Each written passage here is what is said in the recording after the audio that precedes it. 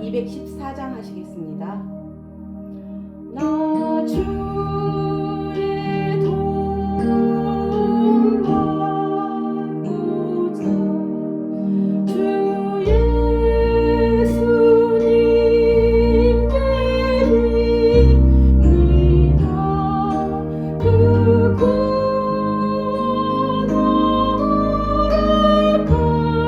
구원하시사 날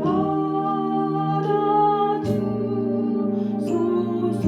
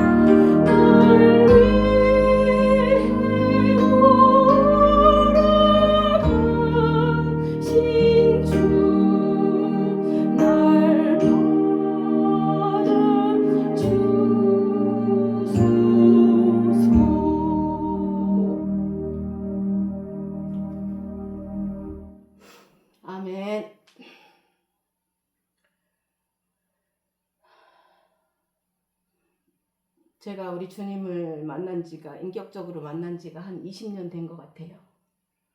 그때 주님 만나고, 기도원에서 주님 만나고 와서 새벽 예배를 계속 나갔었는데, 어느덧 눈 떠보면 다들 가고, 7시, 8시 되는 게 다반사였거든요. 무슨 기도를 했는지 저는 지금 물어보면 모르겠어요. 그런데 아무튼 교회에 있고 싶었던 마음이었던 것 같아요. 근데 어느 날 기도하고 눈을 뜨고 가려고 그러는데 누가 나를 잡는 거예요. 근데 내 입술에서 계속 이 찬양이 4절이 계속 나오는 거예요. 내 주님 서신 발 앞에 나 꿇어 엎드렸으니. 아, 내가 지금 엎드려 있는 여기가 주님 서신 그 발 앞에 엎드려 있구나. 아, 그 골고다 언덕에 주님 발밑에 내가 있구나 하는 생각이 마음속에 밀려오더라고요. 그러면서 자꾸 일어나려고 하는데 못 일어나는 거야. 얼른 해가 떴으니까 집에 가서 애도 보내야 되고 하니까 일어나야 되는데 자꾸 마음속에 조금만 더 있어. 너 조금만 더 있어. 계속 그 음성이 들리는 거예요. 제 마음에 들리는 소리겠죠. 그래서 이 찬양을 한참을 불렀던 그 흔적이 있어요. 제 가슴에 지금도. 그래서 지금도 이 찬양을 부르면 기도를 그만하고 일어서려는 나를 꼭 끌어안고 붙드시는 주님을 지금도 느껴요. 그때 그 느낌 그대로. 가지마. 조금만 더 있어. 조금만 더 있어. 이렇게 재간증 잘 얘기 안 하는데 그때 그 새생명교회 바닥이 마룻바닥이었어요. 굉장히 그때가 겨울이었는데 굉장히 발도 시렵고 무릎도 시렵고 춥고 그랬는데도 얼마나 그 따뜻한 이불로 나를 덮어주시면서 가지 말라고 하시는지 지금도 그 온기가 느껴져요. 여러분들도 찬양을 하시면서 찬양마다 흔적이 있으시길 바랍니다. 우리가 그냥 입술로 부르는 찬양이 아니라 가슴에 새겨져서 부르는 찬양이 되면 이게 우리가 이 험한 세상을 살아가는 힘이 되더라고요. 저도 무슨 일이 있을 때마다, 어려울 때마다, 또 제가 힘들 때마다 이 찬양이 계속 떠올라서 저를 세우고 다시 세우고 또 다시 세우고 그래서 여기까지 왔던 것 같아요. 부끄럽지만 제 얘기를 조금 했습니다. 오늘 본문은 누가복음 5장 3절에서 6절입니다. 누가복음 5장 3절에서 6절입니다. 예수께서 한 배에 오르시니 그 배는 시몬의 배라. 육지에서 조금 떼기를 청하시고 앉으사 배에서 무리를 가르치시더니 말씀을 마치시고 시몬에게 이르시되 깊은 데로 가서 그물을 내려 고기를 잡으라. 시몬이 대답하여 이르되 선생님, 우리들이 밤이 새도록 수고하였을 때 잡은 것이 없지만은 말씀에 의지하여 내가 그물을 내리리이다 하고 그렇게 하니 고기를 잡은 것이 심이 많아 그물이 찢어지는지라. 아멘. 베드로의 이야기입니다. 오늘부터 몇 주간 동안 제가 베드로의 이야기를 할 겁니다. 아마 설교를 다 듣고 나시면 베드로가 이렇구나.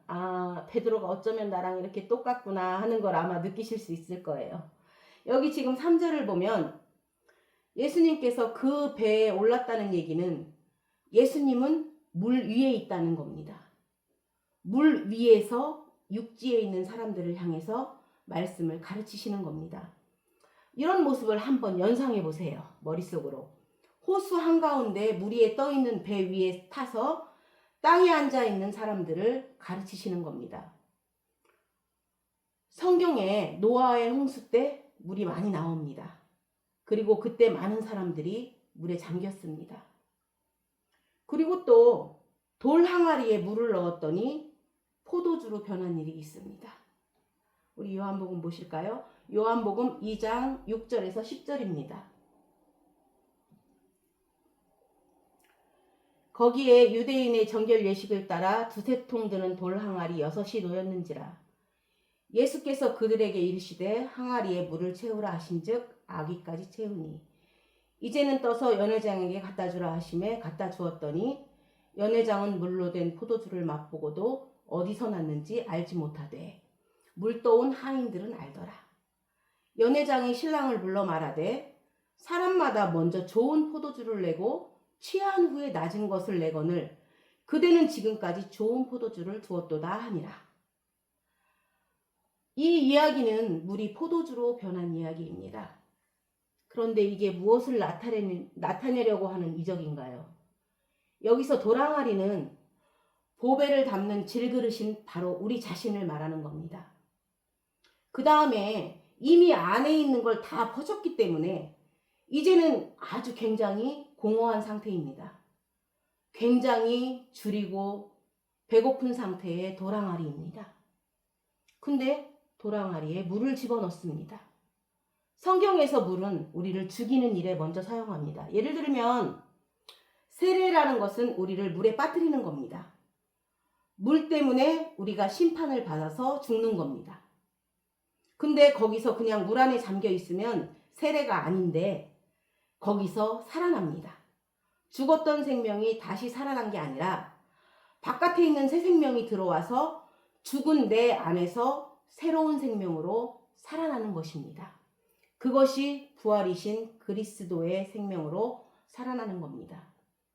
물은 우리를 죽이는 일을 하는 겁니다. 그래서 물이 죽이는 일을 먼저 하면 우리가 죽는 곳에 그 사망의 지점에 생명이신 예수님이 찾아가서 당신의 생명으로 부활을 시키는 겁니다. 그러니까 우리 안에서 당신이 살아나시는 겁니다. 그래서 예수님은 죽은 자들 가운데서 부활을 하십니다. 죽은 자들이니까 복수죠.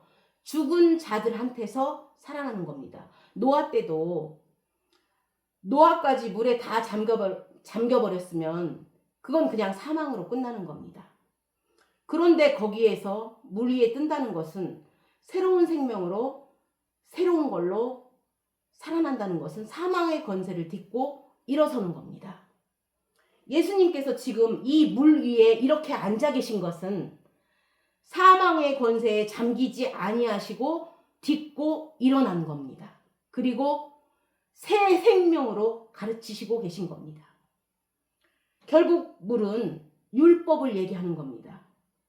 만약에 설교를 할 때 성경을 그대로 제가 읽어버리면 예를 들어서 항상 기뻐하라 하면 우리 생각에는 그럼 항상 기뻐해야겠구나 하고 생각할 수 있습니다. 하지만 그게 아니라는 겁니다. 하나님께서 우리에게도 성경 말씀에 항상 기뻐하라 써줬으면 이 말씀이 생명으로 오기 전에 먼저 물로 돌로 새겨진 율법으로 우리에게 오는 겁니다. 그러니까 항상 기뻐하라는 말씀이 오면 그 옛 언약은 우리를 살리기 위해서 등장하는 게 아니고 심판하고 사망에 이르게 하기 위해서 등장하는 겁니다. 항상 기뻐하라는 말씀은 우리를 심판하는 겁니다. 이해가 안 가시죠? 근데 우리가 항상 기뻐할 수가 없으니까요. 기뻐하고 싶어도 진짜 힘든 게 뭔 줄 아시나요? 기쁨이 없는데 기뻐하려고 하는 게 제일 불쌍한 겁니다. 아주 이중고통입니다. 기뻐하려고 하는 것 자체도 힘들고 기뻐하지 않는데 기뻐하려면 더 힘들고 여러분 있잖아요. 구제할 때 나팔 불지 말라는데 구제하는 것도 힘든데 나팔까지 안 불려니까 더 힘든 겁니다. 기쁨이 없는데 기쁘지가 않은데 기쁘게 보이려 하니까 얼마나 힘들겠는가요?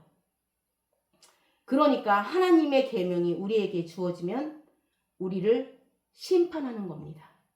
그리고 그게 바로 선악과입니다. 하나님의 법은 우리 옛사람을 심판해서 사망에 이르게 하는 겁니다. 그런데 그 사망은 사망을 위한 사망이 아니라 부활하기 위한 사망입니다. 그래서 도랑아리에 물을 집어넣는 것은 바로 옛 말씀으로, 옛 언약으로, 그 율법으로 우리를 먼저 죽이는 겁니다. 사망에 이르게 하고 그 자리가 포도주이신 원래, 그렇죠. 원래 예수님은 나는 포도나무라고 했습니다. 그런데 여러분, 포도주가 되려면 포도가 십자가의 형태를 거쳐서 그 십자가의 순환과 고난과 죽음을 거쳐서 우리에게 양식이 되는 것이고 우리의 새 생명이 되는 것이고 십자가를 거쳐서 부활하셔서 내 안에서 생명이 되신 것입니다. 지금 포도주이신 그분이 물 위에 떠 있는 겁니다. 사망의 권세를 누르시고 새 생명으로 떠 있는 겁니다. 그렇게 베드로의 이야기가 지금 시작됐다면, 어쩌면 내 이야기와 베드로 이야기가 같다면 이 이야기가 우리에게 무엇이겠는가요? 베드로에게 사망의 권세를 누르시고 새 생명을, 부활의 생명을 주시고자 하는 예수님이 바로 우리의 수고하고 무거운 짐을 날마다 율법 아래 신음하는 우리를 찾아오셔서 당신의 생명을 주시겠다는 그런 이야기에 부합된다고 그렇게 시작이 되고 있는 것입니다. 지금 우리 누가복음 다시 볼까요? 누가복음 5장 3절에서 4절입니다. 예수께서 한 배에 오르시니 그 배는 시몬의 배라. 육지에서 조금 떼기를 청하시고 앉으사 배에서 무리를 가르치시더니 말씀을 마치시고 시몬에게 이르시되 깊은 데로 가서 그물을 내려 고기를 잡으라. 예수님께서 베드로한테는 이상하게 주문을 2번 합니다. 처음에 만날 때는 깊은 곳에 그물을 던지라는 주문을 하시고 지금 맨 마지막에 베드로가 예수님을 배반하고 부인하고 마음이 많이 허탈해가지고 디베랴 바닷가로 물고기나 잡으러 갔는데 그곳에서 예수님이 그물을 오른편으로 던지라고 합니다. 그래서 깊은 곳과 오른편이 등장을 합니다. 둘 다 진짜 황당한 주문인데 이게 왜 베드로한테 먹혀 들어갔냐면 2번 다 이 사람이 허탕을 치고 있었기 때문입니다. 내가 던진 곳에서 잘 잡고 있는데 깊은 데 가서 던지라 그러면 아무리 말을 해도 안 듣습니다. 그쵸? 그런데 깊은 곳이라는 것이 무엇일까요? 예수님이 어머니 마리아가 가나 혼인잔치에서 포도주가 모자르다고 얘기를 하니까 예수님께서 의미 있는 말씀을 하십니다. 그 얘기를 듣고 마리아가 하인들을 불러서 말합니다. 예수님께서 무슨 말씀을 하시든지 그대로 하라. 복음은 우리에게 무슨 말씀으로 들려야 하는 겁니다. 그러니까 우리가 의존하는 그 의존적인 어떤 생각과 타당성 있게 들리는 얘기가 아니라 굉장히 엉뚱한 얘기로 들린다는 겁니다. 생각해 보세요. 소경의 눈을 뜨게 해줘야 되시는 분이 가뜩이나 안 보이는데 그 안 보이는 눈에다가 진흙을 이겨서 발라버립니다. 그럼 더 안 보일 거 아닌가요? 그러니까 복음의 모습이 우리의 생각과 우리의 어떤 예상과 우리가 설정해 놓은 방법과는 거리가 멀다는 겁니다. 일단 십자가 자체가 그렇지 않습니까? 선악과 자체가 그렇지 않습니까? 처음부터 생명나무 놓고 먹으라고 줬으면 되는데 왜 우리를 먼저 죄인부터 만들어 놓으셨겠는가요? 그런데 이게 하나님의 신의 한 수였고 이것이 사랑이고 이것이 당신의 깊은 의미고 이것이 당신의 자비고 당신의 사랑의 베푸심임을 나중에 알게 됩니다. 그런데 그 당시에는 우리가 알 수가 없습니다. 무슨 말씀을 하시든지 우리는 무슨 말씀을 하시든지 거기에 반응할 수 있는가요? 예를 들면 이런 겁니다. 성경에 무수히 나오는데 오리를 가자 하면 심리를 가라는 얘기가 있고 원수를 네 몸같이 사랑해라 하는 얘기가 있고 겉옷을 벗어달라고 하면 속옷까지 벗어줘라 하는 얘기가 있습니다. 그래서 이런 모든 것들이 우리가 이해할 수 없는 이야기들이라는 겁니다. 우리는 교회에서 그냥 무수히 들어서 그냥 그렇다만 알고 있지 이걸 깊게 한 번도 생각해 본 적이 없어요. 그런데 지금 제가 말한 이 모든 것들이 이해가 안 되는 얘기들 아닙니까? 어떻게 오리를 가자 하는데 심리까지 가야 되고 같이 가줘야 되고, 아니 원수인데 어떻게 내 몸같이 사랑해요? 겉옷을 달라는데 속옷까지 어떻게 벗어줘요? 그건 사람의 생각과 하나님의 생각이 다르고 사람의 길과 하나님의 길이 다르다는 겁니다. 우리는 이걸 인정해야 됩니다. 이사야서 55장 8절에서 9절을 보겠습니다. 이는 내 생각이 너희의 생각과 다르며 내 길은 너희의 길과 다름이니라. 여호와의 말씀이니라. 이는 하늘이 땅보다 높음 같이 내 길은 너희의 길보다 높으며 내 생각은 너희의 생각보다 높음이니라. 그러니까 자기의 상황이 지금 나의 상황이 뭐든지 이해가 되면, 내가 이해가 되고 있다면 잘못 가고 있는 거라고 아셔야 됩니다. 내가 나한테 일어나는 상황이 하나하나 또박또박 이해가 되어지고 동의가 되어지면 잘못 가고 있는 겁니다. 사실은 다 이해가 안 가는 이야기들이어야 맞는 겁니다. 왜냐하면 우리의 차원과 하나님의 차원은 다르고 우리의 생각과 우리의 길과는 하나님과 다르기 때문에 모든 게 다 이해가 되어진다면 그건 좀 문제가 있는 겁니다. 우리가 오해를 하고 있는 겁니다. 사실 깊다라는 것은 안 보이는 겁니다. 안 보이는 데라는 말입니다. 이곳에 물고기가 있겠다 없겠다가 어느 정도 미리 조사가 되어지고 있다면 던지면 되는데 전혀 우리가 알 수 없는 아무도 확실한 증거가 없다는 겁니다. 근데 믿음은 확실한 증거가 없는 게 믿음입니다. 보이지 않는 것들의 증거. 보이지 않고 깜깜합니다. 그래서 깊은 곳이라는 것은 예측이 불가능한 곳입니다. 확실한 것이 불가능인데 거기다 우리가 올인을 하는 겁니다. 알 수 없는 곳에다가 올인을 하는 겁니다. 캄캄하다는 겁니다. 이 사람들이 그래도 오랫동안 어부 생활을 했으니까 이 시간대쯤이면, 이 날씨면 물고기가 어디 있겠다 할 거 아닌가요? 그 사람들이 밤새 물고기가 모일 만한 곳에서 그물을 내렸을 거 아닌가요? 그런데 이건 도저히 여기는 아니다라는 곳에, 보이지도 않는 곳에 던지라는 겁니다. 주님이 우리에게 하시는 일은 무릇 내 눈앞에 분명히 있다라고 여겨지는 것, 확실히 되어지는 것, 예측이 너무너무 아주 선명하게 가능한 것, 사실 이런 것들을 거절하라는 이야기나 마찬가지입니다.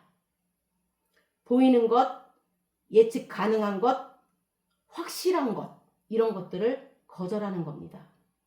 상황적으로 가능해 보이지 않고 분명해 보이지 않고 확실해 보이지 않는데 그래도 존재하는 게 하나 있습니다. 돌아보는 것은 보이는 것이 아니라 보이지 않는 것이니 보이는 건 잠깐이요. 보이지 않는 게 딱 하나 있습니다. 무엇일까요? 말씀입니다. 깊은 곳에 던지라는 말씀만 있습니다. 그런데 그게 믿음이라는 겁니다. 믿음은 보이는 것을 향해서 매진하는 게 아니라 딱 하나, 모든 것을 올인하는 기준이 말씀이라는 겁니다. 근데 말씀이 안 보입니다. 말씀은 예측이 불가능하고 타당성이 있어 보이지도 않는다는 겁니다. 그곳이 바로 깊은 곳입니다. 보이지가 않고 깜깜합니다. 그리고 현재까지 내가 알고 있던 것들이 거절당하는 곳이 깊은 곳입니다. 내가 알고 있던 것이 아니다라는 겁니다. 내가 이해가 되고 동의가 되는 것조차도 아니라는 겁니다. 제가 복음을 말하면서 사람들과 말씀의 깊이가 같이 따라가는 걸 느끼는데 이건 머무르지 않는다는 겁니다. 우리는 10년 전이나 15년 전이나 그 육체적 신앙에서 머물러 있으면 안 됩니다. 그 육체적인 거는 너무나 분명한 겁니다. 눈앞에 나타나고 열심히 기도했더니 하나님께서 들어줬다고 하는 이야기고 눈만 감아도 뭐가 보인다고 하는 겁니다. 그런데 그런 게 아니라 오히려 안 보입니다. 즉각적인 응답이라는 반응이 없어지고 오히려 더 복잡해지는 겁니다. 그때는 눈앞에 있는 선명하게 뭐든지 계산이 되지고 눈앞에 보여지고 즉각적인 어떤 변화와 응답거리가 있었다는 겁니다. 그런데 가면 갈수록 잘 모르겠다는 거. 선명하지가 않고 명백하지가 않고 그때는 보였는데 지금은 안 보이는 겁니다. 그때는 나타난 일이 지금은 안 나타나고 그 현상이 거꾸로 나타나고 더욱 복잡해집니다. 그런데 중간중간에 어떤 일들이 있었는가요? 너무 깜깜하니까 다른 감각을 동원하는 일이 생깁니다. 그 전에 내가 원래 보던 방식으로 안 보고 뭔가 의존해서 보는 눈이 생깁니다. 실로암에서처럼 보이던 눈을 깜깜하게 함으로 다르게 보게 하는 겁니다. 안 보이면 보입니다. 깜깜해서 안 보이니까 다른 걸로, 다른 눈으로 보게 됩니다. 그래서 그런 눈이 자꾸 생기다 보니까 전에는 늘 육체적 신앙 안에 머물러 있었는데 실존인 진리를 만짐으로 이 존재가 입증되는 게 아니라 진리 자체가 증거가 됩니다. 점점 진리적 차원으로 자라가게 됩니다.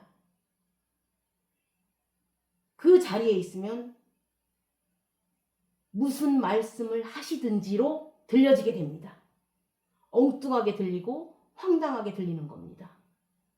그런데 그것을 본 사람에게는 이것이야말로 내가 모든 걸 올인할 수 있다는 겁니다.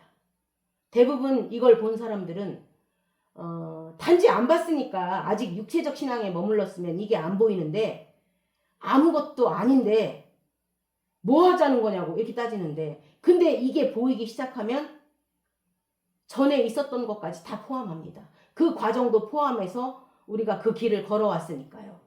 그러면서 점점 신앙이 점점 보이지 아니하는 곳으로 가게 됩니다. 우리가 돌아보는 것은 이제 보이는 것이니 보이지 않는 것이니 보이는 것은 잠깐이라는 것을 절감하게 됩니다. 여러분, 보이지 않는 게 영원한 겁니다. 지금 좀 제 말이 어려울 수 있는데 끝까지 들어보시면 이해가 가실 거예요. 점점 신앙이 육신적인 신앙에서 영적인 신앙의 체계로 넘어갑니다. 우리는 자꾸 목소리 굵게 할렐루야 하고 그쵸? 근엄하고 무겁게 그리고 거룩해 보이는 것만 영적이라고 생각을 합니다. 우리는 알게 모르게 굉장히 육신적인 것들이 너무 많이 있습니다. 그런데 영적인 거는 더 진리적인 거라는 겁니다. 진리적인 것은 그것이 보일 때는 선명할 수도 있지만 사실은 우리 눈이 잘 안 보이는 겁니다. 본인조차도 점점 깊어져서 또 더 깊은 것 앞에서는 아무것도 안 보입니다. 그럼 우리가 더욱 깊어지기 위해서는 더 깊은 곳으로 우리를 이동해 가야 하는 겁니다. 보였던 곳에서 일이 되어지지 않고 안 보이는 어떤 그 끝자락에 올 수밖에 없는 겁니다. 그래서 더 깊은 곳이 뒤집어지기 위해서 그런 일이 일어나는 겁니다. 주님께서 우리를 깊은 곳으로 몰고 오지 않았다면 깊은 곳에서 무엇이 있는지를 볼 수 있는 경험을 우리가 놓치는 겁니다. 우리는 내내 보이는 데서만 똑같은 삶을 계속 반복할 뿐입니다. 근데 여기서 계속 성공적이면 어떻게 되겠는가요? 우리가 늘 육체적 신앙에서 확실하게 증거가 나타나고 확실하게 그 자리에서 즉각적으로 반영되어지는 그 세계 안에서 그냥 우리는 머물러 있을 뿐입니다. 그런데 거기서 밤새 수고하는데 무엇이 안 되고 막히고 그러면 그분은 우리를 더욱더 보이지 않지만 더욱더 깊은 곳으로 말씀의 세계로 진리의 세계로 인도해 가시는 겁니다. 그리고 여기서 정복이 되어지는 겁니다. 아, 이곳에도 물고기가 있었구나. 전에는 도저히 우리가 예측하지 않았던 겁니다. 이곳에도 물고기가 있었구나를 경험한 사람들은 어떻게 해야 되겠는가요? 항상 자기가 옛날에 살아가면서 기존적으로 얻어내는 것에만 의존하지 않고 무엇인가 새로운 것에 내가 알 수 없지만 그곳에도 분명 진리와 하나님의 약속과 하나님의 어떤 섭리가 있을 것이라는 소망을 가지고 살게 되는 겁니다. 우리가 좀 더 소망의 세계를 가지고 있다면, 다른 말로 불확실한 그 세계를 내가 누릴 수 있는 진리의 세계로 점점 확장이 되어지는 겁니다. 안 보인다라는 것이 없다라는 게 아닙니다. 안 보인다라는 것은 내 눈으로 보이지 않고 하나님의 이끌림에 의해서 무엇인가 발견될 수 있는 곳입니다. 살다 보니까 왜 이런 일이 나에게 벌어졌는지, 나는 나름 성실하게 살았는데 그 많은 세월 속에서 나름대로 하나님과 동행하느라고 애를 쓰면서 살아왔는데 왜 자꾸 길이 막히고 내가 전혀 예상하지 못했던 진짜 망망대해에 떠 있는 겁니다. 도대체 여기서 무엇을 건질 수 있을까요? 우리는 지금 그곳에 와 있는데도, 내가 있는 곳이 거기인데도 그물을 던질 수밖에 없는 입장을 한번 봅니다. 누가복음 한번 볼까요? 누가복음 5장 5절에서 6절입니다. 시몬이 대답하여 이르되 선생님, 우리들이 밤이 새도록 수고하였을 때 잡은 것이 없지만은 말씀에 의지하여 내가 그물을 내리리이다 하고, 그렇게 하니 고기를 잡은 것이 심히 많아 그물이 찢어지는지라. 성경에 칭찬의 이야기가 나왔을 때 어떤 사람이 어떤 선택을 칭찬하고 또 어떤 생각은 잘못했다고 하는 이런 식으로 자꾸 나누면 안 됩니다. 어쩌면 이렇게 나와 똑같은 베드로인지요. 하나님은 이 사람들이 말씀에 의지할 수밖에 없었던 상황을 만들어주신 겁니다. 밤이 맞도록 수고를 하였는데도 얻은 것이 없는 상황입니다.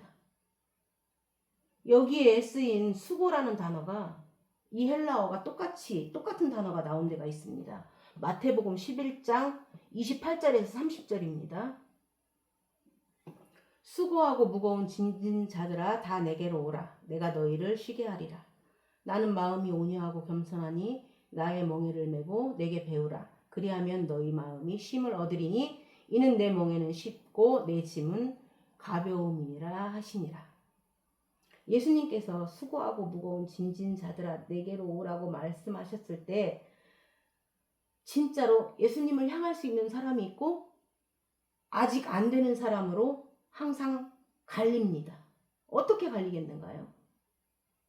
수고하고 무거운 짐을 졌는데도 소득이 없는 사람들은 예수님께 올 것이고, 수고하고 무거운 짐을 지을 때마다 어떤 원하는 좋은 거를 얻어내면 뭐 하려고 주님께 오겠는가요? 좀 더 수고해서 더 많이 얻어내면 될 거 아닌가요? 그들이 말씀에 의지할 수밖에 없었던 것이 밤이 맞도록 수고했는데 얻은 게 없기 때문입니다. 그게 하나님이 정하신 바입니다. 하나님이 그렇게 만들었습니다. 수고하고 무거운 짐을 줘서 계속 수고하고 무거워하고 수고하고 무거워하면서 그 끝에는 바짝 주저앉게 만드시는 겁니다. 진짜 그럽니다. 하나님을 기쁘게 하려고 계속 수고했고 애를 쓰고, 아주 어렸을 때 주일학교 다니면서 선생님 말씀 들으면서 어떤 생각이 있었는가요? 하나님께 불순종해야지, 사람들한테 불친절해야지, 이런 어린이는 없습니다. 그쵸? 나도 착하게 살고 다니엘처럼 살고 나도 저런 선지자들처럼 살고 나도 저렇게 요셉처럼 살겠다는 생각을 했을 거 아닌가요? 또 어떤 상황이 되면 나도 골리앗을 향해서 돌진할 수 있는 다윗의 용감함을 나에게 주시면 하나님 나라를 위해서 내가 싸우겠다고 그렇게 생각을 했었습니다. 그리고 중고등부 때 말씀에 감동받아서 울기도 많이 하고, 그러다 나중에 청년이 되고 어느 날 기도원 가서 은혜도 받고, 그냥 우리 인생은 헌신을 계속 거듭하는 겁니다. 하나님, 내 인생을 주님을 위해서 바치겠다고 다들 그런 생각을 합니다. 그래서 내내 수고를 해왔다는 겁니다. 그래서 수고를 계속 해왔는데 이상하게도 짐은 점점 더 무거워지는 겁니다. 그러면 그들이 하나님의 이름을 안 불렀을까요? 그들의 주님의 이름을 안 불렀을까요? 자기가 하나님의 이름을 부르고 예수님의 이름을 부르면서 수고하고 무거운 짐을 져왔는데 결국은 하나님께서 정하신 수고하고 무거운 짐을 지면 질수록 더 무겁게 우리를 내리누르게 하시는 것이 하나님이 만들어 놓은 프로세스입니다. 그렇게 만들어 놓으셨습니다. 그래서 아시잖아요. 무거운 짐을 나홀로 지고 견디다 못해 쓰러질 때까지. 무거운 짐을 나홀로 지고 견디다 못해 쓰러질 때. 왜 그 찬양이 있겠는가요? 그 무거운 짐을 나홀로 지고 있어서 그 짐이 그렇게 무겁습니다. 하나님, 이 짐이 무거워요. 우리 생각에는 자비하신 하나님께서 너 수고했구나. 그 무거운 짐을 내가 들어줄게 해야 하는데 우리가 주여 할 때마다 더 무거운 짐을 얹어주시는 겁니다. 우리가 주여 할 때마다 더 센 사람을 붙여주고 더 내리누르면서 더 무거워지게 만드십니다. 근데 그게 어디까지냐면 나홀로 지지 않게, 나홀로 무거운 짐을 지고 막 힘들어하니까 나홀로 지지 않게, 나홀로 지는 그 자아를 죽이시는 겁니다. 심판받게 하는 겁니다. 더 무거워지는 겁니다. 주의 인자하심과 주의 성실하심이 우리에게 끊임없이 더 무겁게 내리누르시는 겁니다. 그래서 이 무거운 짐을 감당하는 주체가 바뀌게 만드는 겁니다. 무거운 짐을 지는 분이 따로 정해져 있습니다. 아시나요? 예수 그리스도입니다. 그걸 내가 끌고 가려니까 하나님께서 환도뼈를 깨트리시는 겁니다. 주여 무겁습니다. 내가 수고했는데 무겁기만 하고 아무 소득이 없습니다. 이 고백이 나오게 하시는데 그게 율법의 수고 아래서 심판의 자리까지 가게 만드시는 겁니다. 율법 아래 있어서 심판의 자리까지 가게 만드는 겁니다. 그래서 도저히 율법이 우리 육신이 연약하여 할 수 없다라는 것을 아는 자리까지 계속 무거운 짐이 되게 해주시는 겁니다. 절대로 그 안에서 성공하게 하지 않으십니다. 그래? 너 홀로 마음 한번 잘 먹어서 잘 결단하고 마음 잘 작정해서 잘 지켜봐라. 그러지 않으십니다. 사랑하는 자에게 더 무겁게 더 무거운 짐을 주는 겁니다. 아침마다 주의 인자하심과 밤의 성실하심과 열심이 내내 우리의 수고를 깨트리시는 겁니다. 우리의 수고에 역행을 하시는 겁니다. 우리가 수고를 중단할 때까지. 우리가 그 율법의 수고에 대해 신음하는 소리가 완전히 죽어서 심판받는 자의 자리까지 그분은 계속 우리하고 맞씨름을 하시는 겁니다. 그래서 우리의 환도뼈가 깨지는 지점까지, 포기할 때까지 내 안에 무슨 선한 것이 있겠냐를 포기하는 그 순간까지 싸우시는 겁니다. 여러분, 전적인 포기가 굉장한 축복입니다. 나에겐 선한 것이 하나도 없사오니 내가 선한 일을 하려고 하는 그 모든 노력조차 포기해야 합니다. 나는 안 하겠다는데, 나는 아무것도 아니라는데, 나 자신을 포기했다는데 오히려 그때부터 하나님은 역사하십니다. 밤이 맞도록 수고해도 얻은 게 없는 경험을 해봤기 때문에 내가 내 자신을 전적으로 포기하게 되는 겁니다. 본인이 아무리 마음을 먹어도 원하는 바 선을 행하지 아니하고 원하지 않은 악을 행할 수밖에 없는 자기 자신을 뚜렷하게 발견할 때 오라, 나는 진짜 공고한 사람이다라는 것을 아주 뼛속 깊이 경험을 했을 때 그때는 진짜 자기 자신을 포기할 때가 오는 겁니다. 이 사람들이 할 수 있는 일을 안 해봤겠는가요? 모든 방법을 다 동원해봤지만 밤이 맞도록 수고했는데 물고기 한 마리도 못 잡았습니다. 우리가 율법 아래서 이렇게 여지껏 수고해왔다는 겁니다. 수고하고 무거운 짐을 졌다는 겁니다. 그들이 주님께 나올 수밖에 없는 것은 수고하고 무거운 짐을 졌는데도 아무런 효과가 없었다는 겁니다. 어깨만 더 무거워졌다는 겁니다. 그들이 그렇기 때문에 말씀에 의존할 수밖에 없었다는 겁니다.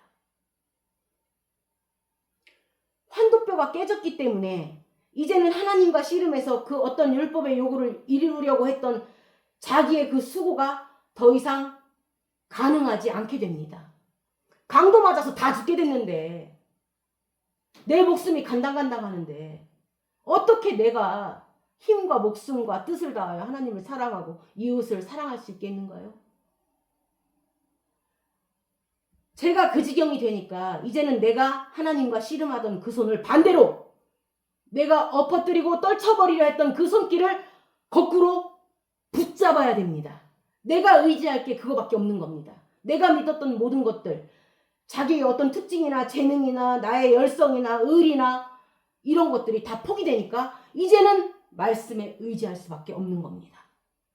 오로지 내가 의지할 수 있는 건 그분 한 분입니다. 그래서 환도뼈가 깨진 야곱도 결국은 붙잡은 겁니다. 아까는 떨치려고 했습니다.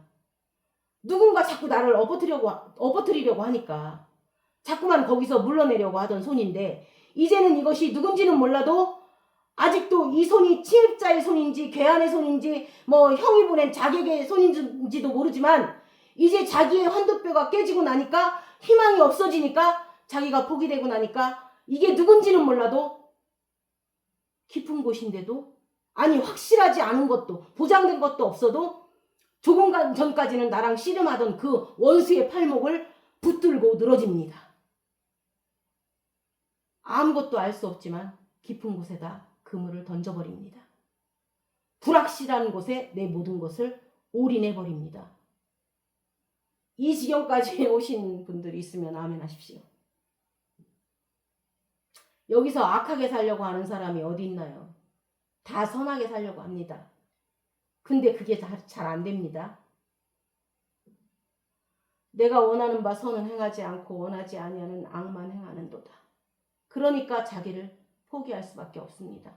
밤새 애쓰고 있는데 얻은 게 없으니까 포기하게 되는 겁니다. 나에게 선한 것이 하나도 없습니다. 그런데 얻은 것이 아무것도 없을 때 우리에게 오는 놀라운 축복이 있습니다. 창세기 32장 27절에서 28절을 보겠습니다. 그 사람이 그에게 이르되 내 이름이 무엇이냐? 그가 이르되 야곱이니이다.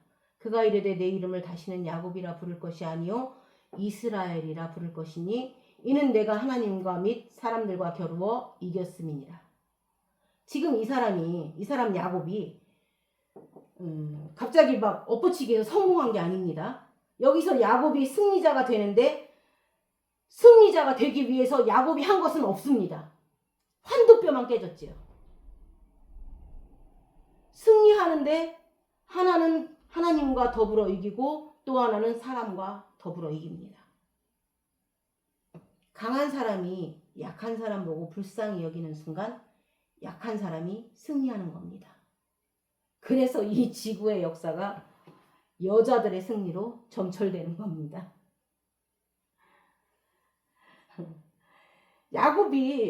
하나님이 야곱이 환도뼈가 깨진 다음에 야곱을 얼마나 불쌍하게 보셨겠는가요? 얼마나 긍휼히 여기고 계시겠는가요?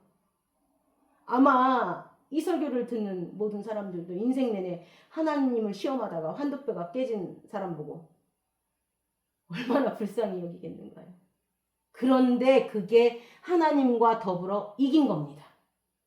하나님이 나를 불쌍히 여길 때가 하나님과 더불어 이긴 겁니다.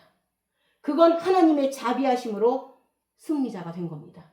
우리의 어떠함으로 이긴 것이 아니라 하나님께서 불쌍히 여기심으로 이긴 겁니다. 그러면 사람과 더불어는 어떻게 이기겠는가요? 자기 자신과 싸워서 이기는 겁니다. 그래서 자기 자신이 포기됨으로 율법에 대하여 죽음으로 부활을 하는 겁니다. 지금 이 야곱은 왜 이런 승리가 있었는가요? 밤새 수고하고 씨름을 했지만 얻은 게 없어서입니다. 우리는 할 수 없는 겁니다. 지금 우린 패배자로 가고 있는 것 같은데 사실은 엄청난 승리의 길을 가고 있는 겁니다. 가뜩이나마 마지막 그 생계수단, 내가 먹고 살 수 있는 그 수단까지도 다 빼앗아간 느낌이 듭니다. 거기에 비결이 있는 겁니다. 우리가 99% 죽어도 안 되는 겁니다. 마지막까지 완전히 산산조각이 났을 때야만 그때부터 승리자가 되는 겁니다. 누가복음 5장 8절을 보겠습니다. 시몬 베드로가 이를 보고 예수의 무릎 아래 엎드려 이르되 주여 나를 떠나소서 나는 죄인이로소이다 하니. 왜 이런 이야기를 했을까요? 성경은 하나님의 영광을 경험했을 때, 하나님을 만났을 때, 주님을 만났을 때 사람이 두 가지로 반응을 한다고 합니다. 한 사람 안에서 둘로 반응이 됩니다. 하나는 생명이고 하나는 사망이라는 겁니다. 그럼 먼저 우리 사망의 케이스 먼저 볼까요? 사망의 케이스가 출애굽기 19장 5절에서 8절에서 있습니다. 세계가 다 내게 속하였나니 너희가 내 말을 잘 듣고 내 언약을 지키면 너희는 모든 민족 중에서 내 소유가 되겠고 너희가 내게 대하여 제사장 나라가 되며 거룩한 백성이 되리라. 너는 이 말을 이스라엘 자손에게 전할지니라. 모세가 내려와서 백성의 장로들을 불러 여호와께서 자기에게 명하신 그 모든 말씀을 그들 앞에 진술하니 백성이 일제히 응답하여 이르되 여호와께서 명하신 대로 우리가 다 행하리이다. 모세가 백성의 말을 여호와께 전하매. 지금 하나님께서 드디어 율법을 주신 겁니다. 율법을 줬을 때 백성들이 그 얘기를 듣고 아주 기특하게 반응하고 있습니다. 왜냐하면 하나님께서 네가 내 말을 잘 듣고 지키면 넌 나의 백성이 되고 나는 너의 하나님이 되고 너는 하나님 나라가 되고 제사장 나라가 된다는데 얼마나 좋은가요? 그러니 모두들 그러겠습니다 하고 대답하는 겁니다. 그리고 사람들이 그렇게 말할 때 그 사람은 거짓말은 아닙니다. 우리 젊은 사람들 보면 중독이나 또 중독, 그렇죠. 중독 같은 문제, 많은 문제들이 있는 사람들이 있는데 그들이 무슨 말을 했을 때 그 대답은 진실합니다. 그때는 진짜 그렇게 하겠다는 겁니다. 나 이제요 그거 담배 안 펴요. 나 이제 마약 끊어요. 나 이제 도박 안 해요. 그 말을 할 땐 진실해요. 그쵸? 그런데 하지만 그 진실은 곧 거짓이 됩니다.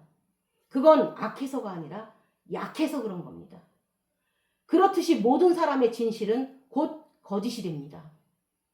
모든 사람의 신실함은 곧 사기로 변할 겁니다. 그것은 악하기 때문이 아니라 약하기 때문입니다. 우리가 우리 인생을 책임질 수 없기 때문입니다. 우리는 만약에 하나님께서 저렇게 말씀하시면 발목 붙들고 늘어져야 합니다.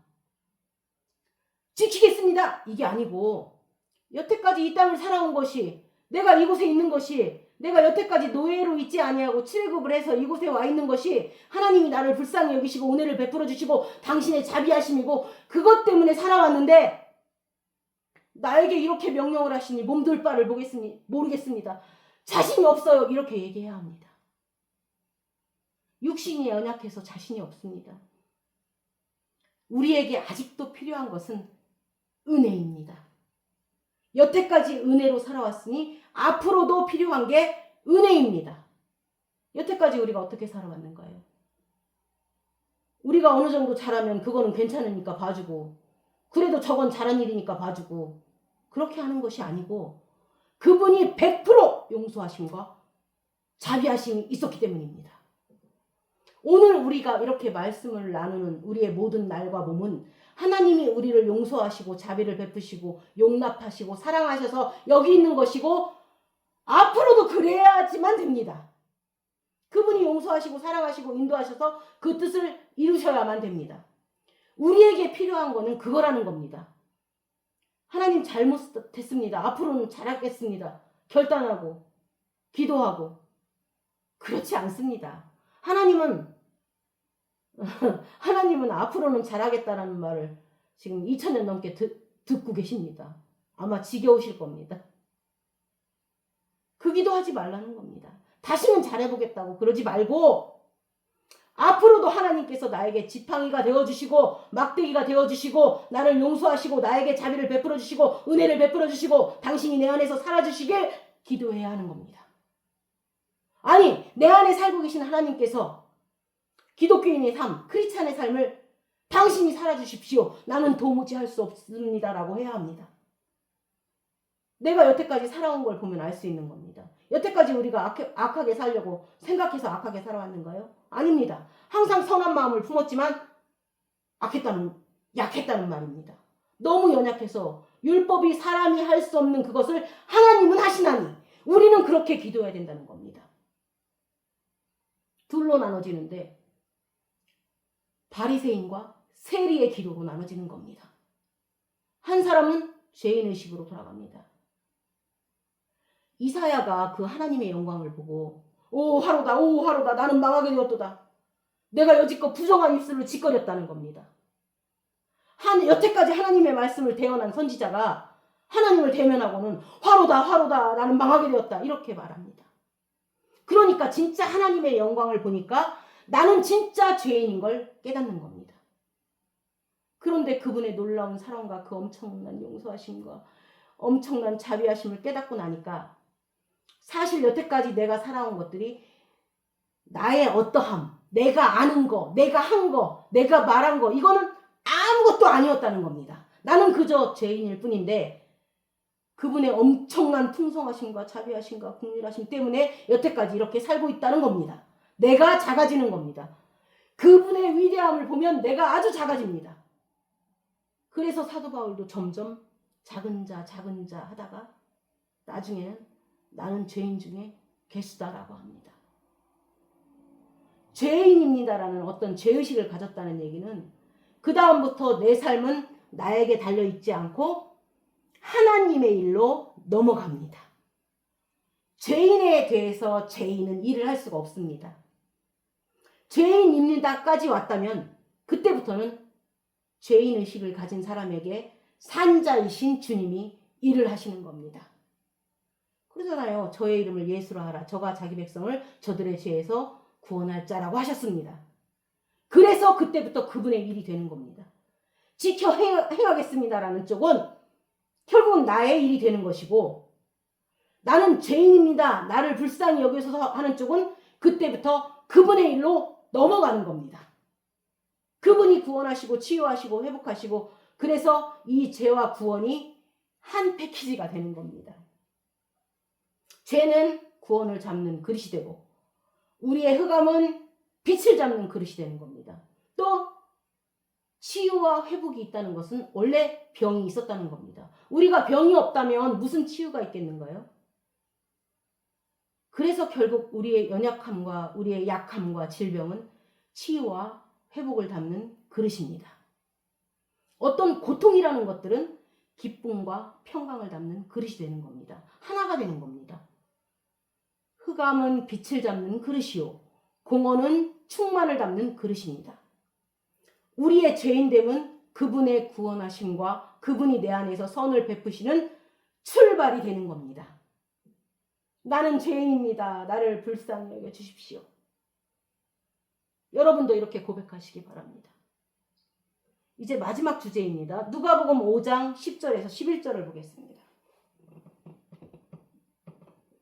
세베대의 아들로서 시몬의 동업자인 야고보와 요한도 놀랐습니다. 예수께서 시몬에게 이르시되 무서워하지 말라. 이제 후로는 내가 사람을 취하리라 하시니 그들이 배들을 육지에 대고 모든 것을 버려두고 예수를 따르니라. 다른 복음서에서는 사람을 낚는 어부가 된다고 합니다. 참 이 사람을 취한다든지 이 취한다라는 단어가 참 좋은 단어입니다. 늘 하는 말이지만 성경에서 사람을 낚는다, 사람을 취한다 그러면 그 사람이 제일 먼저 1번 타자 내가 돼야 합니다. 나입니다. 앞으로 네가 사람을 취한다고 하면 그 사람이 바로 자기 자신인 겁니다. 여러분 어디 막 사람 취하러 다니지 마세요. 1순위가 접니다. 자기 자신입니다. 성경에 하나님께서 구약시대 때 어떤 사람들한테 약속을 하면 그때는 그 약속이 분명히 구체적으로 뭘 뜻하는 게 있었습니다.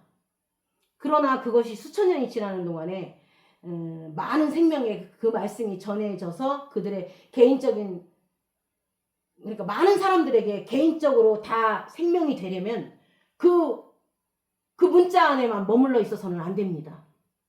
그냥 그 문자는 그냥 그 사람에 관한 겁니다. 그렇죠? 그래서 이것이 더욱더 영예가 되어져야 합니다. 그러니까 말씀 안에 하나님께서 생명을 집어넣으셔서 그것이 각자에게 들릴 때는 각자의 양식이 되게 만드셨기 때문에 그런 영적인 해석이 필요한 겁니다. 그런데 그 중에 하나가 창세기 28장 13절에서 15절의 이야기입니다. 또 본즉 여호와께서 그 위에 서서 이르시되 나는 여호와니 너의 조부 아브라함의 하나님이요 이삭의 하나님이라. 내가 누워있는 땅을 내가 너와 내 자손에게 주리니 내 자손이 땅의 티끌같이 되어 내가 서쪽과 동쪽과 북쪽과 남쪽으로 퍼져나갈지며 땅의 모든 족속이 너와 내 자손으로 말미암아 복을 받으리라. 내가 너와 함께 있어 내가 어디로 가든지 너를 지키며 너를 이끌어 이 땅으로 돌아오게 할지라. 내가 내게 허락한 것을 다 이루기까지 너를 떠나지 아니하리라 하신지라. 갈라디아서에서는 저 자손을 한 사람이라고 했는데 그리스도였습니다. 그런데 실제로 이 문자 안에서는 많은 자손을 준다는 겁니다. 그런데 나중에 세월이 지나서 바울이 봤더니 그 자손이 한 사람 그리스도라는 겁니다. 그 많은 사람들의 생명이 전부 그리스도라는 겁니다. 그러니까 전부 그리스도의 생명으로 살아나는 겁니다. 그러면 나로 인해서 복을 얻는다는 것은 내 안에 있는 그리스도로 인해서 그가 복을 얻는다는 약속인 겁니다. 그러면서 이 사람이 하란 땅을 떠나서 가나안에 왔는데 거기서 잘못해가지고 가나안을 피해서 다시 하란 땅으로 가는 도중에 어떤 땅에서 돌베개를 하고 자는데 그게 베델이죠. 돌베개를 하고 자는데 꿈을 꾸었습니다. 하나님이 나타나서 할아버지의 하나님이다. 네 아버지의 하나님이다. 하시면서 네가 누운 땅을 주겠다고 하십니다. 우리가 문자 그대로 하면 그 가나안 땅을 주실 것입니다. 그러나 하나님이 그 물질적인 가나안 땅을 주시는 걸로 성경에 써놓으신 게 아니라는 겁니다. 그것이 각자 사람에게 나의 실제가 되게 하려면 그 땅은 무엇이겠는가요? 사람이라는 게 내가 나를 믿고 있습니다. 그러니까 이제 내가 육체적일 때는 옛날에 나는 몇 월 며칠생이고 나는 혈액형이 뭐고 나는 키가 얼마고 나에 대해서 알고 있는 것들이 그게 다입니다. 그쵸? 어느 학교를 나오고 근데 그거는 하나님이 나를 새롭게 창조하시고 거듭내시기 위한 어떤 영생을 함께 누릴 나라기보다는 내가 느끼고 있던 나고 내가 알고 있는 영역까지의 나라는 겁니다. 아주 지극히 영적인 나를 발견하기 전에 내가 현재 눈으로 육신적인 내가 있었던 겁니다. 그런데 어느 날 실제로 나라는 것이 내가 어렸을 때 여겼던 내가 아니라 하나님께서 집어넣어준 내가 있습니다. 곧 그리스도의 생명으로 부활해서 집어넣어준 속사람이 있더라는 겁니다. 그럼 전에는 너에게 하고 이렇게 말하면 내 겉사람이 들은 것이고 육신이 듣고 육체가 들은 겁니다. 그런데 이제는 하나님과 영원히 영생을 누릴 그 진정한 내 속사람이 내가 듣는 겁니다. 그러면 내가 어느 땅에 누웠다 하면 제일 먼저 내 육체를 깔고 넘어지는 겁니다. 그럼 나에게 무엇을 주신 것인가요? 우리가 육체로 살다가 내가 영이 되는 순간에 나에게 육체를 주시는 겁니다. 내 누운 땅은 나의 육체를 말하는 겁니다. 처음에는 육체가 강하고 그게 진짜 내 자기 자신이었으니까요. 그런데 어느 날 내가 영이 됩니다. 그리스도의 생명으로 태어납니다. 그리스도의 생명으로 태어난 내가 되었을 때에야 이제는 더 이상 육체가 내가 아니요 육체는 나에게 입혀진 옷이요 그릇입니다. 나라는 존재는 영원한 존재를 섬기기 위한 그릇이 되고 섬기기 위한 수단이 되고 심부름꾼이 되는 겁니다. 그때부터 내가 나에게 주어진 육체를 다스리는 겁니다. 왜 이런 표현을 했을까요? 너는 육체로 태어났지만 그것이 너였지만 이제는 새로운 너가 이제 육체를 소유하게 된다는 겁니다. 원래는 먼저 태어난 자는 육체고 나중에 태어난 자는 영입니다. 그래서 먼저 된 자가 나중 되고 나중 된 자가 먼저 되는 겁니다. 나중에 태어난 영이 주인이 돼서 먼저 태어난 육체를 주관할 때 그때부터 이 사람은 영적인 사람이 되는 겁니다. 이제부터 내가 영적인 사람이 되어서 먼저 너의 옛사람, 너 자신을 취하라는 겁니다. 너 누운 땅을 내가 너에게 주고 안에 있는 영생을 가지고 가는 곳마다 복의 근원이 될 것이다 라고 하는 겁니다. 처음에는 미약하였으나 나중에는 창대하리라입니다. 항상 나중 것이 잘 되는 겁니다. 그래서 먼저 포도주가 있고 나중 포도주가 있는 겁니다. 어떻게 너는 좋지 않은 걸 먼저 주고 좋은 것을 이제야 내놓느냐고 하지 않았습니까? 항상 나중 된 자가 먼저 되는 겁니다. 나중에 태어난 영이 나의 생명의 주인이 되어서 이젠 나에게 주어지는 겁니다. 그래서 내가 육을 다스리는 겁니다. 그때부터는 보이던 육적인 신앙의 체계에서 점점 전진해서 보이지 않는 진리의 세계, 더 깊은 곳에 내 자신을 올인할 수 있는 사람이 되는 겁니다. 내 눈에 보이는 증거가 아니라 말씀 자체가 나에게 보이지 않는 증거가 되는 겁니다. 믿음 자체가 증거가 되는 겁니다. 우리는 지금 모든 것을 주님의 자비하심에, 주님의 친절하심에, 선하신 하나님께 우리가 우리 자신을 다 내어드리고 모든 것을 올인할 수 있는 깊은 데에 와 있습니다. 이러한 보이는 현실 속에서 말씀 자체가 보이지 않는 증거가 되고 믿음 자체가 되는 증거가 되는 은혜가 여러분에게 충만하시길 주님의 이름으로 축원합니다.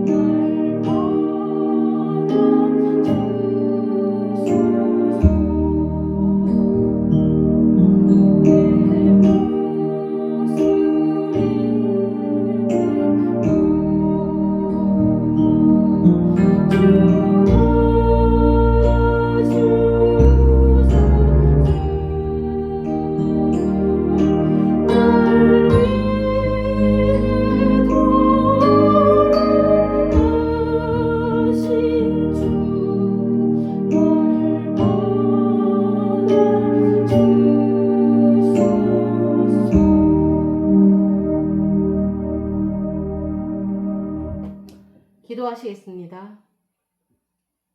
하나님, 우리가 아무것도 안 보이는 곳에 와 있습니다. 그러나 이곳에는 우리가 예측 가능한 모든 증거는 사라졌을지 몰라도 영원하도록 사라지지 않는 하나님의 말씀이 계신 것을 믿사오니 그 말씀에 전적으로 의지할 수 있게 하여 주시옵소서. 우리가 밤새 수고하며 밤이 맞도록 애를 썼지만 우리 인생 내내 씨름하면서 살아왔고 인생 내내 작정하고 결단하고 살아왔지만 사실은 얻은 게 아무것도 없습니다. 이제 우리가 할 수 있는 것은 오로지 말씀을 의지하는 수밖에 없습니다. 말씀이 내 안에 오셔서 육신이 되어 은혜와 진리가 충만한 삶이 되게 하여 주옵소서. 말씀이 내 안에 오셔서 율법의 요구를 성취하여 주시고 말씀이 내 안에 오셔서 하나님의 선한 뜻을 이루어 주옵소서. 우리는 무엇이 길인지 알 수 없지만 분명 가장 선한 길과 선한 방도를 가지고 계신 하나님께서 당신의 목적을 우리 안에 심어주신 줄을 믿사오니 나의 인생이 나의 목적이 성취되는 인생이 아니라 하나님의 뜻이 이루어지는 인생이 되게 하여 주옵소서. 감사드리며 예수님의 이름으로 기도드렸습니다. 아멘.